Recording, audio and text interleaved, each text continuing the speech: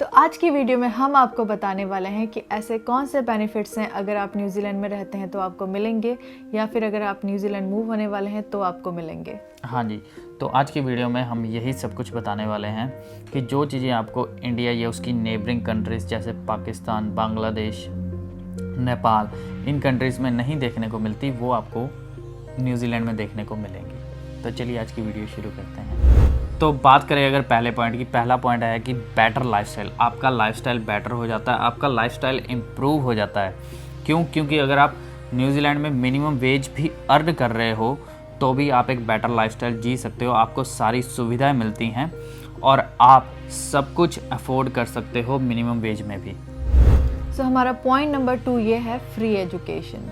जी हाँ, यहाँ पे बच्चों के लिए एजुकेशन बिल्कुल फ्री है। अगर आप यहाँ पे मूव होते हैं या आप यहाँ पे रह रहे हैं तो आपके बच्चों को 12th क्लास तक आपको कोई फ़ीस देने की ज़रूरत नहीं है। 12th क्लास को यहाँ पे 12 कहते हैं। तो अगर आप 12th क्लास के बाद अगर आप यूनिवर्सिटी या पॉलिटेक्निक कॉलेज में जाना चाहते हैं, तो अगर पॉलिटेक्निक में जाना चाहते हैं तो आप 12वीं के बाद पॉलिटेक्निक में भेज सकते हैं अपने बच्चों को। लेकिन अगर आप किसी यूनिवर्सिटी में भेजना चाहते हैं तो आपको ईयर 13 तक होता है यहाँ पे, तो आप ईयर 13 करवाते हैं, उसके बाद वो यूनिवर्सिटी में जा सकते हैं। तो 12th तक तो आपकी फ़ीस बिल्कुल फ्री होती है, बच्चों की सारी एजुकेशन फ्री होती है। उसके बाद अगर वो स्पेसिफिक किसी फील्ड में जाना चाहते हैं, कोई कोर्स करना चाहते हैं, आगे फर्दर स्टडी करना चाहते हैं, लाइक डॉक्टर है या फिर इंजीनियर है या फिर ऐसे कोई भी स्टडी करना चाहते हैं, कोई बहुत अच्छा कोर्स करना चाहते हैं, तो फिर आपको उसके पैसे पे करने होते हैं। अदरवाइज़ 12th क्लास तक आपको कुछ पे करने की ज़रूरत नहीं है। सिर्फ आई थिंक यूनिफॉर्म वगैरह थोड़ा बहुत लगता है आपको, बहुत मतलब इंडिया की तरफ आपको बहुत ज़्यादा पैसे खर्च करने की ज़रूरत नहीं है बच्चों के एजुकेशन में। आपको थोड़े बहुत खर्च करके ही आपके बच्चे 12th तक आप आराम से आपका निकल जाएगा टाइम। हाँ जी, तो आपके बच्चे ईयर 12 और ईयर 30 तक आपको कोई फ़ीस पे करने की ज़रूरत नहीं है। उसके बाद आपको अगर आप यूनिवर्सिटी में जाते हो या पॉलिटेक में जाते हो तो आप एजुकेशन लोन्स भी मिल जाते हैं। आपके बच्चों को एजुकेशन लोन भी मिल जाते हैं और जिससे वो अपना जो एजुकेशन लोन है वो उसको लाइक 10-15 साल 20 साल में इंस्टॉलमेंट्स में पे कर सकते हैं।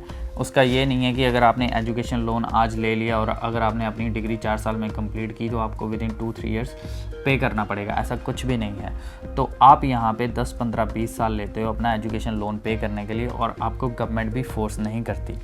और एक बात, अगर आप फिर भी अफोर्ड नहीं कर सकते, आप लोन भी नहीं लेना चाहते, तो आप यहाँ पे स्कॉलरशिप अप्लाई कर सकते हैं। तो आपको बहुत ही इजीली यहाँ पे स्कॉलरशिप मिल जाती है। अगर आप बिल्कुल अफोर्ड नहीं कर सकते हो तो स्कॉलरशिप लेके आप अपने बच्चे को आगे बढ़ा सकते हो, कोई भी कोर्स करवा सकते हो। तो उसके बाद हमारा तीसरा पॉइंट आता है ACC बेनिफिट। अब ACC बेनिफिट का मतलब क्या है?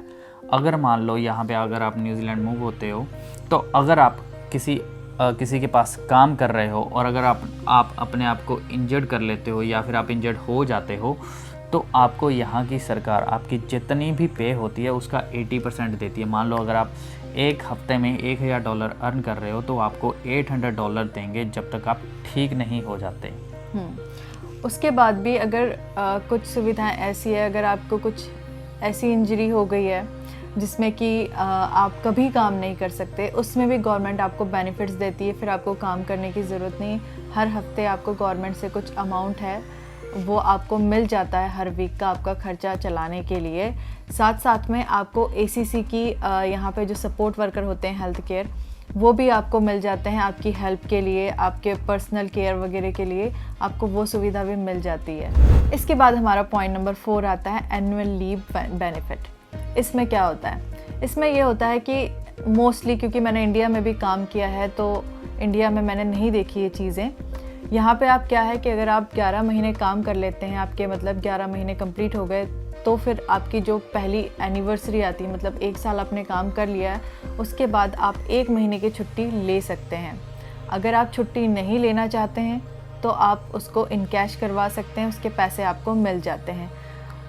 वही यही चीज़ अगर हम बाकी कंट्रीज़ जैसे इंडिया में मैंने काम किया है तो वहाँ पे मैंने देखा आपको छुट्टी के लिए बहुत ज़्यादा परेशान होना पड़ता है अगर आपको छुट्टियाँ चाहिए है तो। पर यहाँ पे ये चीज़ नहीं है। अगर आपको छुट्टी चाहिए है, आप अप्लाई करेंगे, आपको छुट्टी मिल जाएगी। यहाँ पे आपसे एडवांस में भी पूछ लेते हैं कि आपका एनुअल लीव का क्या प्लान है, आप किस मंथ में कब कब आप छुट्टी लेना चाहते हैं। तो अगर आप पहले से प्लान किए हो तो आप वो बता दीजिए, आपको उसके अकॉर्डिंग मिल जाएगी। बट अगर आपको फिर भी कोई इमरजेंसी है या आपको अचानक कोई छुट्टी चाहिए तो आपको यहाँ कोई फोर्स नहीं करता है कि हाँ आपको काम करना पड़ेगा, आपको छुट्टी नहीं मिलेगी। आपका राइट है, आपको छुट्टी मिल जाएगी अगर आपको चाहिए है तो। और हमारा 5वां पॉइंट है फ्री हेल्थ केयर। न्यूजीलैंड में हेल्थ केयर सिस्टम बिल्कुल फ्री है।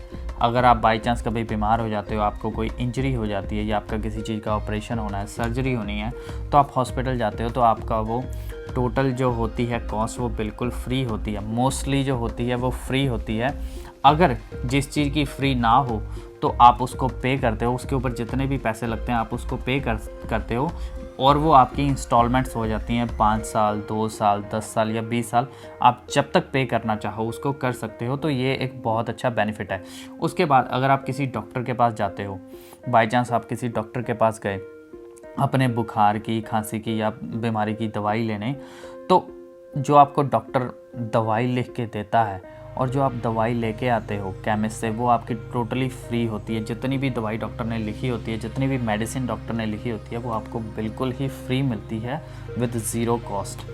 हाँ, लेकिन अगर इसके अलावा, ये तो हम गवर्नमेंट हॉस्पिटल की बात कर रहे हैं, लेकिन अगर आप प्राइवेट पे जाते हैं तो ही आपको थोड़ी बहुत सिर्फ डॉक्टर की फ़ीस पे करनी है। बट वो भी इतनी ज़्यादा नहीं होती है, नॉर्मल होती है। आप वो फ़ीस पे करके आप फ्री, तब भी आपको फ्री में ही दवाई मिलेगी। जो भी वो दवाई लिखता है अगर प्राइवेट वाला भी डॉक्टर, तो भी आपको फ्री में दवाई मिल जाती है। और अगर आपका भी प्लान है न्यूजीलैंड आने का तो आप हमारे चैनल पे जाके गाइड फॉर इंटरनेशनल स्टूडेंट 1 और guide for international student 2 playlist जाके देख सकते हैं, जिससे आपकी बहुत हेल्प होगी न्यूजीलैंड आने में। और हमारा 6 पॉइंट है first home buyer grant. Yes, तो यहाँ पे क्या होता है, अगर आप पहला घर खरीदने जा रहे हैं तो आपको सरकार भी यहाँ पे हेल्प करती है। उसके कुछ क्राइटेरियाज़ होते हैं, लेकिन आप कंटिन्यू वर्क कर रहे हैं, अगर आप कंटिन्यू जॉब कर रहे हैं 4-5 साल से, तो वो आराम से वो फुलफ़िल हो जाते हैं। तो उसमें ये होता है कि यहाँ पे जो कीवी सेवर होता है, जिसे इंडिया में हम PF वगैरह कहते हैं, तो वैसा आपका यहाँ पे कीवी सेवर आप कटवा सकते हैं।